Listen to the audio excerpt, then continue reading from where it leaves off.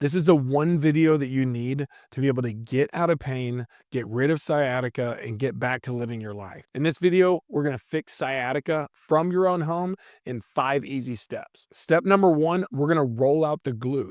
Our sciatic nerve is going right here, coming out of our spine and going down our butt, right down the leg right here in the back. If we're gonna loosen that up, we've got a corkscrew. It's really tight right here. We need to loosen up that muscle tissue. If you poke in right here, it's gonna be really tender. Go ahead and try that right now. Poke right here on the side of your glute and feel how tender that is. Those are the areas we want to work on, and it doesn't feel good, but after you loosen it up, you're gonna feel a lot better. So I want to take this lacrosse ball and I'm gonna put right here, right above where this hip bone is, and I put it roughly on your belt loop. I'm gonna do it up against the wall. I want it to be off to the side though. So when I set this up, I'll do it on this side. I'm gonna put it up against the wall right here, and I'm turning out. What I see often is that people put it right here behind their back and they're pushing on that nerve. And that's why this doesn't work, is that they're irritating that nerve. We want to make sure that we're loosening up the muscle tissue around the nerve, and that's over here off to the side. So I put my ball right here. I'm I'm perpendicular with the ball or with the wall, and then I'm gonna turn just about 30 degrees, just turn it open, and I'm gonna unweight this leg right here. So I'm putting pressure right there into the glute, and I'm loosening up that muscle. I don't wanna wiggle through my back. That's gonna make things worse. When you're dealing with sciatica pain like this, where it's really irritating you and you can't escape it, it can be so frustrating. All we need to do is loosen up these muscles. This is step number 1. So let's make sure that we're loosening up those muscles. We unweight this leg, and I'm going to spend 1 minute. If you can make it to 2 minutes, we're going to find different spots. So I'm in one spot just resting into it for 30 seconds. And then I'm going to just move my body just slightly back without twisting up in my back. And I'm going to dig into that other spot right here on the side for another 30 seconds. At least a minute, but if you can find 4 spots and do it for 2 minutes, that's gonna be ideal. Step number 2, we're gonna loosen up the hamstring. So right here where that sciatic nerve is going through, I wanna loosen up those muscles. So I'm gonna loosen up on the right side of the muscle and on the inside, the outside and the inside. So I'm gonna take my lacrosse ball. I need a chair for this one, but you have that at your house. If you can do it on your countertop, it's really effective because that countertop is hard. We need a hard chair so we can get pressure into it. The countertop is best. If you have long legs, then your feet are gonna be touching the ground. If you get on the countertop, you're gonna have more space. So I'm gonna show you here on the chair. I'm gonna put pressure. I wanna put it right here underneath the hamstring. Remember, if any of this stuff lights you up and irritates that nerve, then it's counterproductive. So I don't want to be directly on the nerve. I want to be off to the side. So I'm putting pressure right here, loosening up that muscle. And I'm going to do 10 swipes. So when I talk about swipes, I'm talking about just straightening my leg out 10 times. I also don't want to fold up in my back, and I don't want to be extended in my back. That's going to close down the space for the nerve. I want to make sure I'm maximizing the space for that nerve. And I do that by standing in a neutral position with my spine. And then I'm putting pressure with my hand straight down into the ball, and I'm straightening out. If you find that this is tender and painful, it is, but it shouldn't be reproducing the pain going down into the nerve.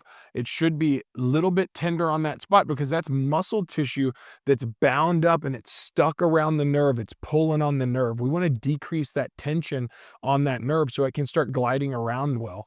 And so now I'm going to move it right over here to the inside of my hamstring. So I'll do it on this leg. You can see it right here.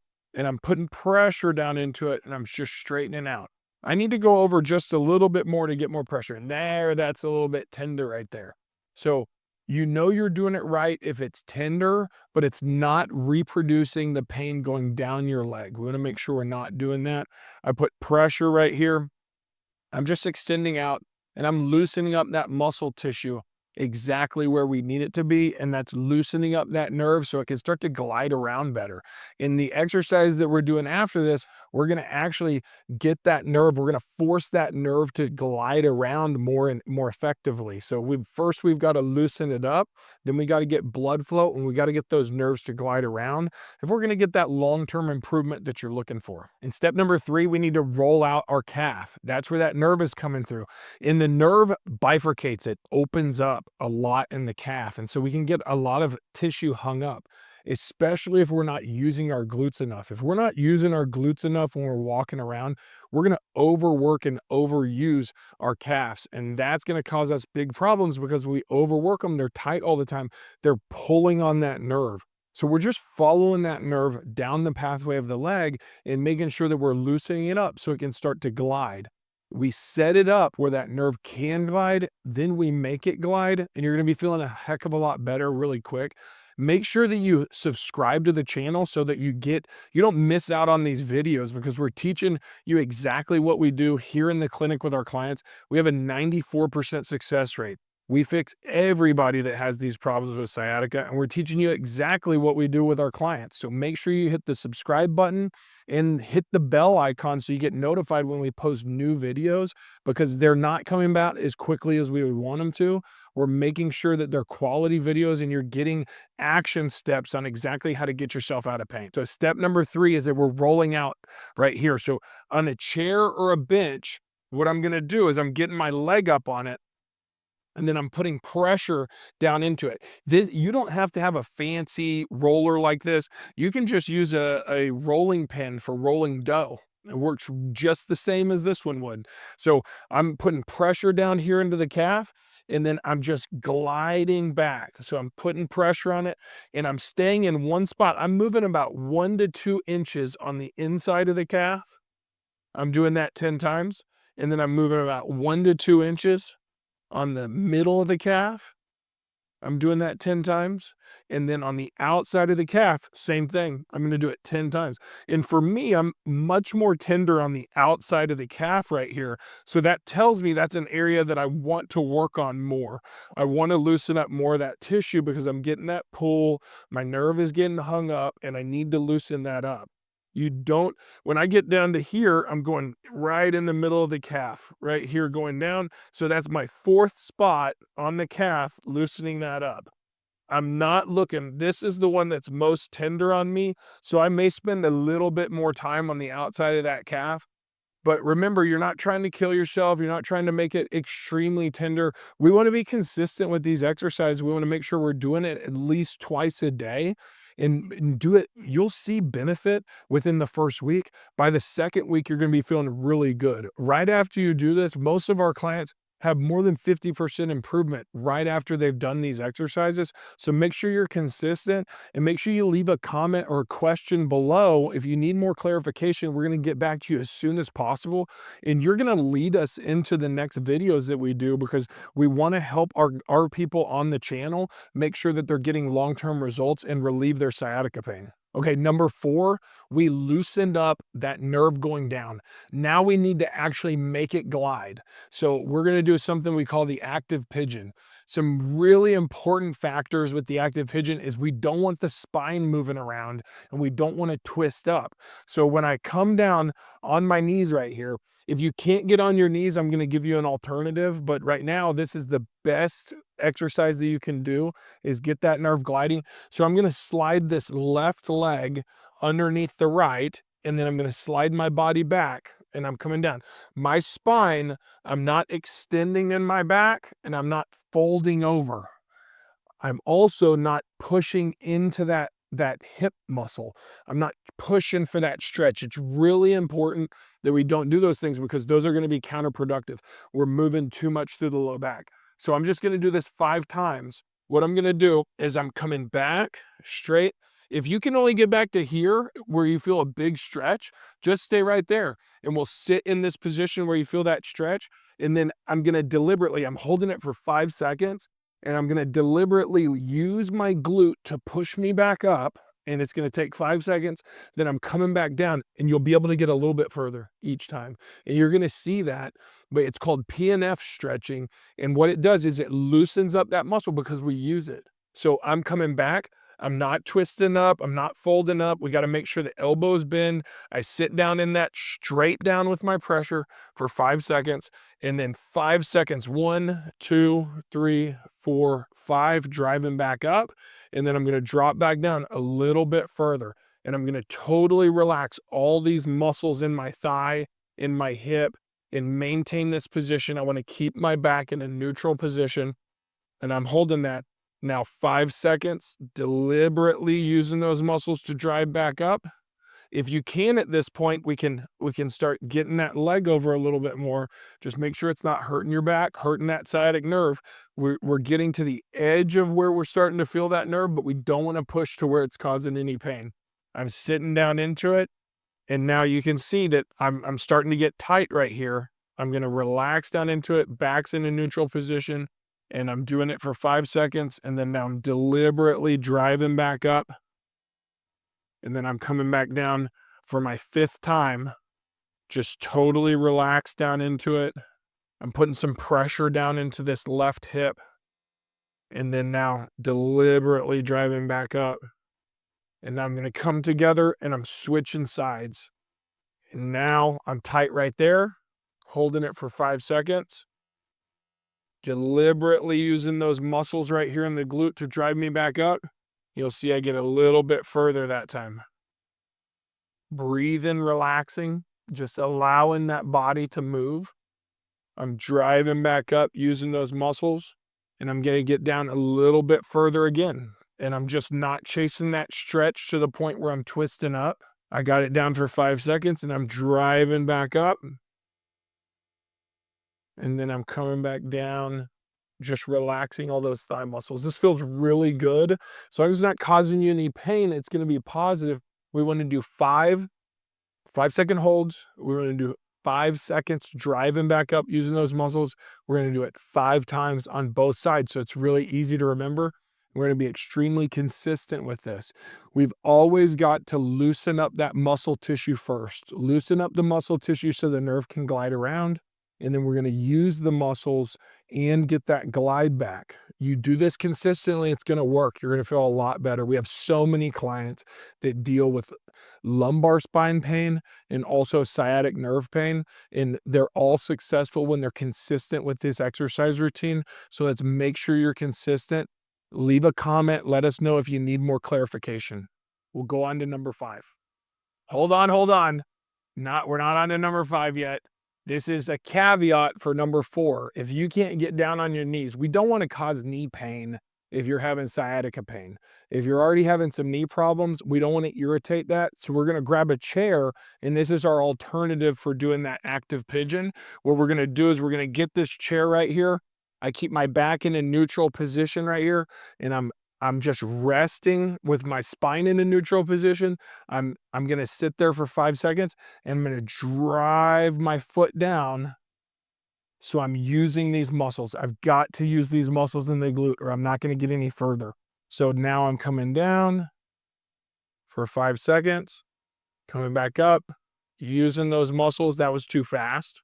I'm going to come down into it. Breathe and relax, not chasing that stretch, not twisting up in my back. I'm holding that. Now 1, 2, 3, 4, 5, and then dropping back down. Same thing, 5-second holds, 5-second push back up. We're going to do 5 of them on each side. You can do this on your bed. You can do it on the couch. We want to make sure that we're getting that glide and we're getting that nerve moving around. And we've got to do that consistently. We're teaching your nerve that it's okay to move again. We can take that stress off of it and make sure that we're getting long-term improvement with this. So remember, we're rolling out, loosening up that muscle tissue, and then we make this nerve glide. Now we're ready for step number 5. When we're setting up for this exercise, we want to make sure that we're our foot length away from the wall. So whatever size your foot is, the wall would be right here. So imagine that this is the wall right here. I'm going to go my foot length away from the wall. So how I would measure that is by putting my other foot forward and then sliding over. I want to think about where my toes are going to be in my shoe. That's the length I want to go, is my toes coming forward, and then I'm going to reach back to the wall. So now we'll show you against the wall right here. I'm going to put a chair right here because I want to think about your lower leg as like a stake driven in the ground. Have you been camping before? If you've been camping, then we drive those stakes into the ground. We don't want the tent to fly away when the wind starts blowing. So we drive those stakes in the ground, we hold it down, and it's stable. Our lower leg is like a stake driven in the ground. It's got to stay stable. So I measure my foot away from the wall where my toes are. I'm going to put a chair right here where it's touching my lower leg right here, right below my knees. Now my face is gonna stay in line with my chest. And so if my face doesn't stay in line with my chest, then I start extending and I'm using my low back, and that's gonna wreak havoc on your low back. It's gonna hurt a lot, and we don't want that. So I'm gonna keep my face in line with my chest. I'm reaching back with my butt, and you can see that I'm not pushing into the chair. If I start pushing into the chair, then I know that I'm not doing this exercise right. I start pushing in the chair, and then I start to crimp up in my low back. I start using those low back muscles. I'm putting pressure on my knees and I'm putting pressure on my lower back. I want to make sure that I get this chair up against them. I keep my face in line with my chest, and then I'm pushing my butt back. And it helps our clients a lot to hear we're pushing backward and pushing forward with this. This is called a hip hinge squat, but it's closer to a deadlift. We should not be having pain when we're doing this.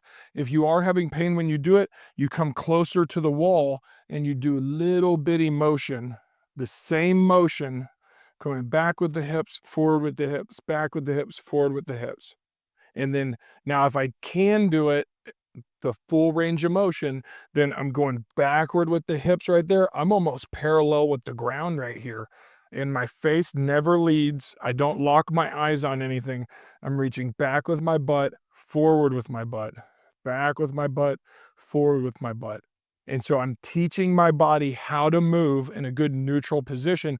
And I'm getting that nerve to glide all the way up and down the chain. So it's going all the way from the bottom of my feet up through my glutes without getting pinched in the low back.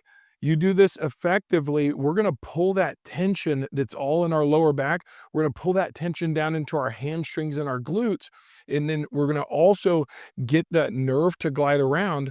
And we do it consistently. This is the crux. This is one of the most important things that you get when we're fixing sciatica problems with our clients. They get this down, the quicker they get it down, the better they're feeling, and it's just it's downhill from there. So really work on this exercise. Really make sure that you're understanding your form. If you need more detail on it, just leave a comment below, let us know, and we can do a deep dive into the hip hinge and all the positions that we see, the problems that we see. Another problem that I would say in this video is that when people come to the top, they want to squeeze their butt. But what ends up happening is they come to the top and they squeeze their butt, but what they really do is they hyperextend in their low back, and they're just tapping that nerve, constantly tapping that nerve. We want to make sure that we're not tapping that nerve. So I'm going back like this. I come up to neutral, and then I come right back again. And then I get up to neutral, back again. Your glutes should be fired up. You should be using them a lot, much more at the bottom of the hip hinge and the back of it than when we get to the top. So you don't have to worry about squeezing them at the top. And I see this as a comment by people all the time in exercise classes and everything, is that they want to squeeze the butt at the top. That's the wrong time to do it. You're squeezing the butt as you're going back. This is when it's the most loaded. So make sure we're doing that. And we want to do 2 sets of 15, making sure that we're getting that movement pattern down. We're going to do that consistently. So now you got 5 things you're doing. So you're going to roll out the glute. You're going to roll out the hamstring with the lacrosse ball. We're going to use that rolling pin to get through the calf and loosen that up. And then we're going to do that active pigeon, or essentially a glute stretch, where we use the muscle. And then we're going to do our hip hinge, where we're teaching our body how to stay in a neutral position with our spine, but fire up the glutes and the hamstrings and take that stress off of our sciatic nerve. Make sure that you subscribe to the channel and you get updates on exactly what we're doing with our clients, what works here in the clinic, and what's going to help fix you. And leave a comment. Let us know if you need a deeper dive. We'll make sure that we get you that information. We'll see you in the next video.